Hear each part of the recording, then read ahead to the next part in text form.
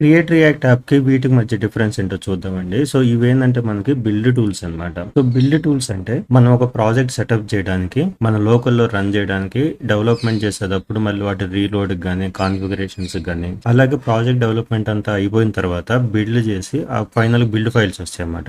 Deployment చేయడానికి server. So, వాటిని generate చేయడానికి యూజ్ చేసే వాటినే మనం బిల్డ్ టూల్స్ అంటాం అనమాట. సో, ఈ వీటి గాని, సిఆర్ఏ గాని అలాంటి బిల్డ్ టూల్సేనండి. సో, ఫేస్‌బుక్ రియాక్ట్ చేసిన డెవలప్ చేసిందన్నమాట. వాళ్ళు డెవలప్ చేసినప్పుడు మనకి సిఆర్ఏ అని కూడా వాళ్ళే డెవలప్ చేసి ఇచ్చారు. సో, అదేంటంటే ఓల్డ్‌ది కొంచెం స్లోగా ఉండిద్ది. సైజ్ కూడా ఎక్కువ ఉంటాయి అన్నమాట. సో, కొంచెం డెవలప్‌మెంట్ అనేది లిటిల్ స్లోగా ఉండిద్ది. సో, వీటేందంటే లేటెస్ట్‌ది ఇది చాలా చాలా ఫాస్ట్‌గా ఉండిద్దన్నమాట.